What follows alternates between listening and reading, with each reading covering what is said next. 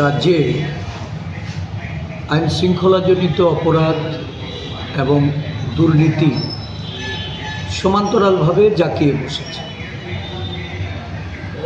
প্রতিদিন নারী ঘটিত অপরাধ,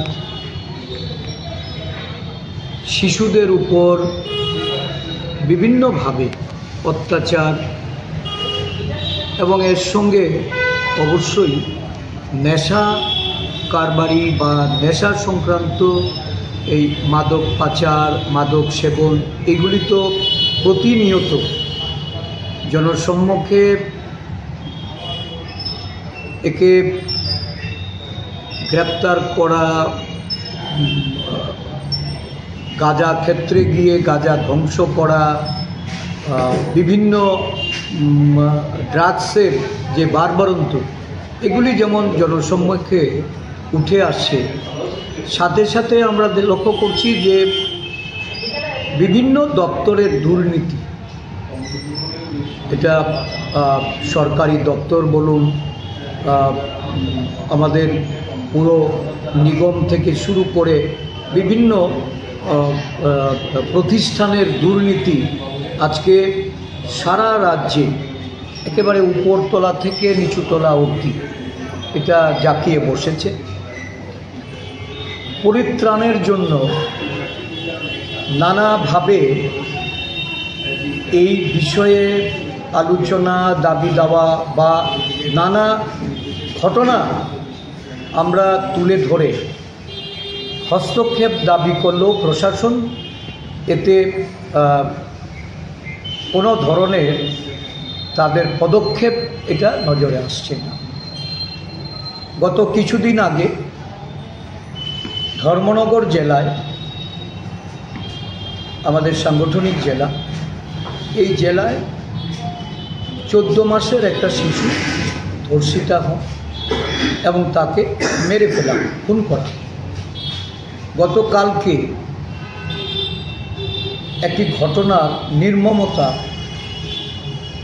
এমন জায়গায় গিয়ে পৌঁছেছে যে আমাদের রাজ্যে আইন শৃঙ্খলার এটা চোখে আঙ্গুল দিয়ে দেখিয়ে দেয় যে কতটা আজকে এই রাজ্যের সাধারণ মানুষ তারা নিরাপত্তাহীন।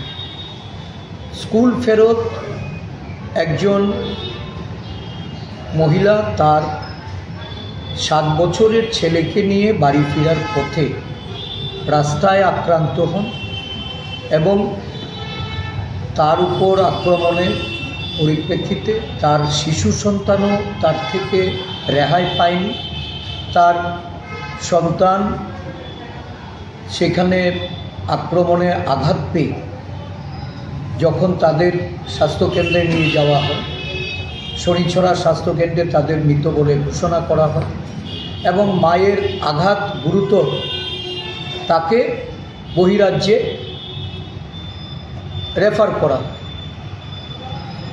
এই ঘটনার বর্বরতা এটা সারা রাজ্যের মানুষের মধ্যে একদিক থেকে যেমন উদ্বেগ,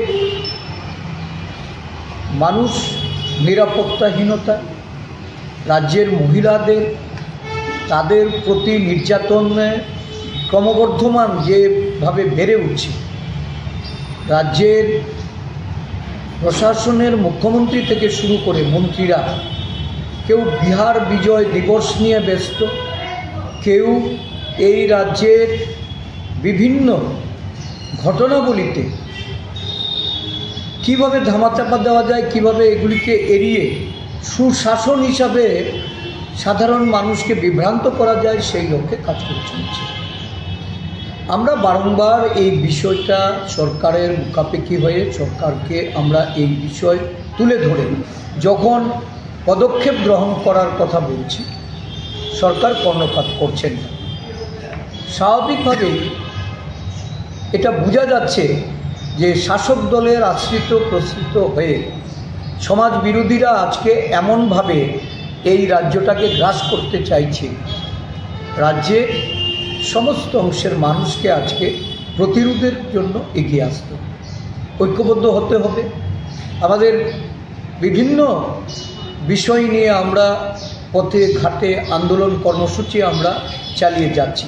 কিন্তু এই নিরাপত্তাজনিত যে বিষয়গুলি, এইগুলি আজকে এমনভাবে মানুষের জনজীবনে একটা জনজীবনকে প্রতিহত করে চলেছে, তার থেকে উত্তরণের জন্য আমাদের অবিলম্বে একেবারে সমস্ত অংশের মানুষকে ঐক্যবদ্ধ করে রাস্তায় নেমে এর তীব্র প্রতিবাদ বিরোধ আন্দোলন গড়ে তুলতে। আমাদের আমরা লক্ষ্য করছি যে সরকারি দপ্তরগুলিতে দুর্নীতি একটা ধুম পড়ে গেছে। গত কিছুদিন আগে আমরা দেখেছি আগরতলা পৌর নিগমে 16 কোটি টাকা সাইবার ক্রাইমের মাধ্যমে নাকি এটা উধাও হয়ে গেছে। এখন অবধি পুলিশ তদন্ত করে এই বিষয়ে কারা জড়িত, এই ঘটনায়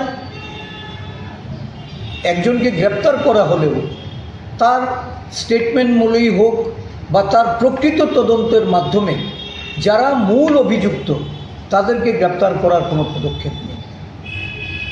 গতকাল দেখলাম কুমারঘাটে এই জল জীবন মিশনে কোটি কোটি টাকা, প্রায় 16 কোটির উপরে একই যে টাকার অঙ্ক উঠে এসছে দুর্নীতি অভিযোগ আকার।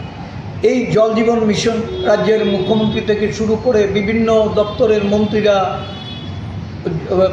এই জল পরিষেবার বিষয়টা, পানীয় জলের পরিষেবার বিষয়ে তারা বড়াই করে বিভিন্ন জায়গায় জলের উৎস স্থাপন করা হচ্ছে বলে দাবি করেন।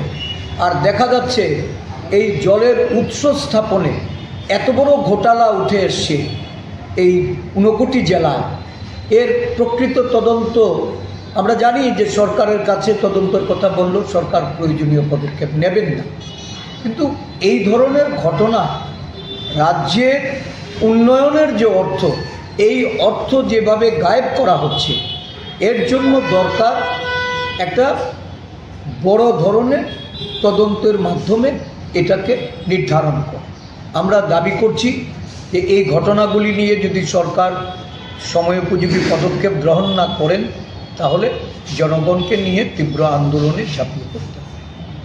বলতে হচ্ছে এই রাজ্যে নারী ঘটিত অপরাধজনিত ঘটনা বলুন, দুর্নীতি বলুন, নেশার কারবার বলুন, এই ঘটনাগুলিতে অধিকাংশ ক্ষেত্রেই আমরা লক্ষ্য করেছি যে শাসক দলের তাদের নেতা নেত্রী থেকে শুরু করে তাদের মদতপুষ্ট সমাজ বিরোধীরা, তাদের দ্বারাই সেগুলি সংঘটিত হচ্ছে। যে ঘটনা আজকে একজন কেন্দ্রীয় মন্ত্রীর ভাইকে জড়িয়ে এটা গতকালকে সংবাদ পরিবেশিত হয়েছে, এতে এটা পরিষ্কার যে আশ্রয়দাতা বলুন আর প্রশ্রয়দাতা বলুন আর এই ঘটনাগুলির সঙ্গে যারা যুক্ত অধিকাংশই শাসক দলের ছত্রছায়ায় আছে। প্রকৃত তদন্তের মাধ্যমে এর বিচার ব্যবস্থার জন্য আমরা দাবি জানাচ্ছি।